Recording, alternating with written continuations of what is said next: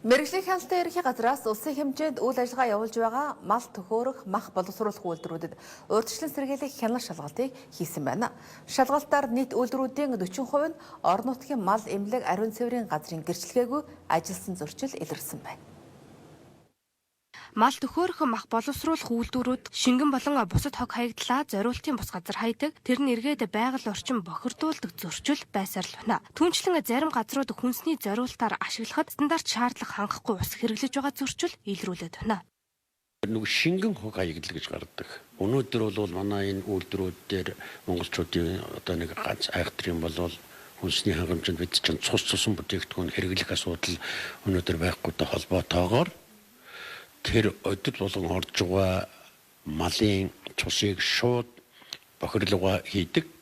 Нэг үр хэлэх юм бол хатуу хаягдал гэх юм уу, ийм эмээлтэд гарсан хаягдлыг Улаанбаатар руу зөөж өгнө гэдэг аюулгүй байдгүй үднээс Улаанбаатар хотоос гаргаад бохрийг буцаагаад малын Улаанбаатараас гаргаж төхөөрч байгаа хэрнээ тэндээс гарч байгаа шингэн хатуу хаягдлын Улаанбаатарын улаанчуудын хог гэдэг юм уу, Улаанбаатарын төв цэвэрлэх байгууламж руу зөөж байгаа нь эргээд тухайн байгууламжид тухайн нодог дэвсгэж сууж байгаа хүн амын аюулгүй байдал үгээр дамжиж мал амтны халдвар төвчин дамжин тархах ийм эрсдэл боломжууд бол бүрдэж байгаа. Махны үйлдвэрүүдэд жил бүр шалгалт хийж зөрчлийг арилгуулдагч ариун цэвэр эрүүл хоттой холбоотой зөрчил жил бүр гардаг, буурдаг байна. Энэ нь эргээд цогцоор нь бодлогын түвшинд асуудлыг шийдэхгүй байгаатай нэг талаараа холбоотой байна.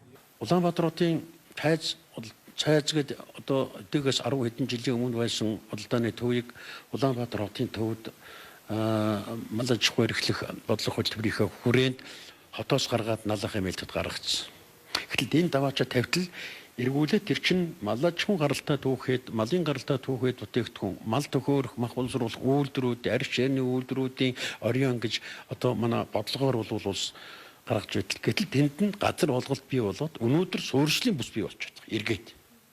Тэгэхээр дахиад нөгөөх маань нүүхүү гэдэг ийм бодлогогүй юмнуудаас үүдээд дараагийн үйл ажиллагаа. Гэхдээ тэнд ер нь ямар нэгэн малын гаралтай түүхэд бүтээгдэхүүний үйлдвэрлэл, худалдаа тэр ийм мал төхөөрөх үйл ажиллагаа явуулахдаа хамгийн түрүүнд байгаль орчинд нөлөөлөх талын юм. Дараагийнх нь бол хүнсний аюулгүй байдлыг хангах чиглэлийн бодлого.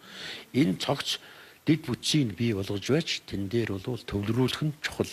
Гэхдээ одоо нэгэнтээ бий болсон юм дээрээ улс налаахын бүс нутаг, эмээлтийн бүс нутагт одоо тэн дээр цэвэр бохир усын татаж ургуулах бүх үйлдвэрүүдийг одоо нэгдсэн дулаан халаалт бохирч юмтэнд холбох гэх мэтлэнгээр энэ ажлыг явуулвал айл айлын хашаанд бохир байх, айл айлын хашаанд аж ахуй болгоны хашаанд худаг байхгүй, аж ахуй болгон хашаантаа хогоо зүгдүүлэхгүй энийг нэгдсэн шугамаар ингэж авч зайлуулвал энэ жил болгон давтагддаг ариун цэвэртэй холбоотой, байгаль орчинтой холбоотой зөрчил багасах үндэслэл болох юм а гэж бодож байна. Уламжлалт болон үйлдвэрийн аргаар мал төхөөрдөг 96 үйлдвэр цех 144 аж ахуй нэгжид шалгалт хийжээ. 500 орчим зөрчил илрүүлж үүнээс 60 гаруй хувийг нь арилгуулад байна.